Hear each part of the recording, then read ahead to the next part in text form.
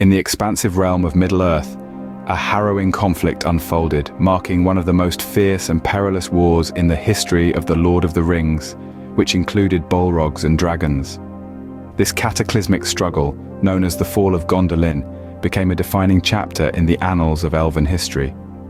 The Noldor, valiant and skilled, found themselves engaged in a desperate battle for survival against the overwhelming might of Morgoth's forces. The clash was so intense that the very existence of the Noldor hung in the balance, with the prospect of near annihilation looming ominously. Picture a time when the world was younger, where the Noldor, the mightiest of the elves ever known in Middle-earth's history, thrived in a secret city known as Gondolin. Gondolin was a haven for the Noldor, a marvel of elven architecture and craftsmanship. Gondolin, a clandestine haven nestled within the encircling mountains, lay concealed within a circular level plain, shielded by towering sheer walls. Accessible only through a covert ravine and tunnel known as the Hidden Way, this elven city stood for centuries without any outsiders finding it. The Hidden Way, the city's lifeline, was vigilantly guarded by 7 gates, each progressively fortified with materials of increasing strength: wood, stone, bronze, iron, silver, gold, and finally, steel. This intricate defense mechanism was a manifestation of the Noldor's determination to safeguard their sanctuary from the looming darkness that threatened to engulf Middle-earth. However, the fate of Gondolin took a tragic turn when the city's location was treacherously revealed to Morgoth, the malevolent Dark Lord. The city that had stood for centuries, that had been a beacon of hope and a testament to the resilience and ingenuity of the Noldor, was now in the crosshairs of Morgoth's wrath. With the location of Gondolin no longer a secret, Morgoth prepared for war, assembling an army of Balrogs, fearsome creatures of fire and shadow, and dragons. The stage was set for a confrontation that would shake the foundations of Middle-earth. The Noldor would face the greatest challenge they had ever known, but they would not go down without a fight. This was the prelude to war, the calm before the storm, the moment when the fate of Gondolin hung in the balance. The Balrog Wars were about to begin. The attack came at the least expected moment, during the festival celebration known as the Gates of Summer. As the inhabitants of Gondolin gathered in the night, eagerly awaiting the break of dawn, a sudden and ominous sight unfolded in the northern skies. A sea of torches appeared in the north, casting an ominous glow over the horizon. With that, Morgoth's forces, a formidable army of orcs, dragons, and Balrogs, descended on the city. The Noldor were no ordinary elves. Galadriel, being among the notable descendants, are gifted with exceptional skills and prowess. Each Noldor elf was akin to a master of the arts of war, much like the legendary Legolas. Noldor were unprepared but not undeterred. They quickly rallied and had legendary blacksmiths that forged grand weaponry that would go down as the best of its kind in Middle-earth. Among these were the famed swords Orcrist and Glamdring, and the short sword Sting, weapons that would later be wielded by legendary figures such as Gandalf, Legolas, and Bilbo Baggins. The Noldor fought valiantly. Their swords clashed against the steel of the orcish invaders, their arrows pierced the scales of the marauding dragons, and their magic contended with the fiery might of the Balrogs. The city of Gondolin, once a hidden gem for the Noldor now, echoed with the sounds of battle. Its 7 gates, each guarded fiercely, stood as a testament to the Noldor's resolve.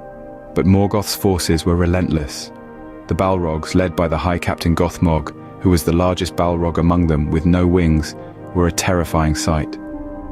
These monstrous beings, wreathed in shadow and flame, wielded whips of fire and were relentless in their onslaught.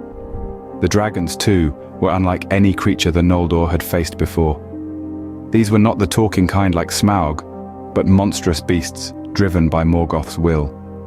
Despite their courage and strength, the Noldor were outnumbered. Their city, once a beacon of elven grandeur, was under siege. The battle raged on, the outcome hanging in the balance, the fate of Gondolin teetering on the edge of a knife. But in the midst of this chaos, an unlikely ally would come to Gondolin's aid: Ungoliant, a monstrous spider who Morgoth underestimated. Ungoliant is no ordinary creature. Her origins are shrouded in mystery, but what we do know is she is Shelob's mother. with some speculating she may have been a Vala corrupted by Melkor and Anwar, a being with godlike powers who would later fell from grace and renamed Morgoth. Regardless of her beginnings, what's clear is that Ungoliant, a spirit, had chosen the form of a terrifying, monstrous spider. There was a time when Ungoliant and Morgoth were allies.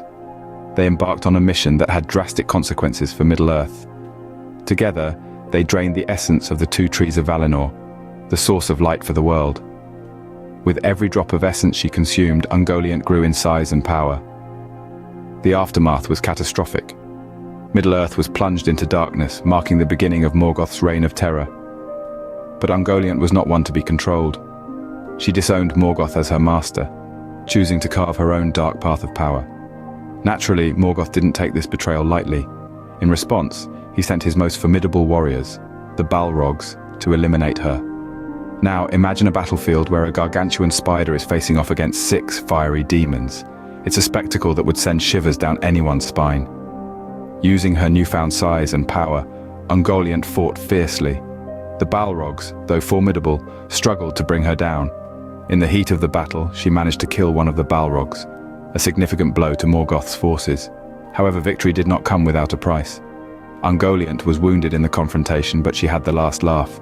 She managed to escape, disappearing into the darkness she had helped create. This intervention by Ungoliant against Morgoth for trying to kill her was a turning point in the fall of Gondolin, a moment that would forever alter the course of the Balrog Wars and diminish their ranks. As the dark forces of Morgoth descended upon Gondolin, Turgon, the resolute Lord of Gondolin, recognized the dire need for reinforcements. In his call for aid, he sought the assistance of the great eagles, majestic creatures controlled by Manwë, the king of the Valar. These enormous eagles, legendary for their loyalty and might, answered Turgon's plea. Turgon, wielding the renowned sword Glamdring with effortless skill, had earned a fearsome reputation among Morgoth's minions. His mere presence struck terror into the hearts of orcs, and dispatching them seemed an almost casual exercise for the formidable Lord of Gondolin. One particular legend spoke of Turgon facing off against 50 orcs, telling his kin to stand aside as he declared it mere practice as he effortlessly overcame his adversaries, further solidifying his stature as a skilled warrior. In the midst of the chaos, the great eagles, led by Thorondor, the Lord of Eagles, with an unbelievable wingspan of 180 feet, equivalent to about half a football field, joined the fray. These majestic creatures, allies under the command of Manwë, king of the Valar, lent their colossal strength to the defense of Gondolin. Together with Turgon and his skilled warriors, they valiantly fought against dragons and provided crucial aid in guiding refugees through hidden paths to safety. Join us in the next video in the epic conclusion where Ungoliant the colossal spider faces Gothmog, the biggest Balrog. With an appearance from the mightiest elven lord ever known, and it's not Turgon the king. Share, like, comment and subscribe for part 2.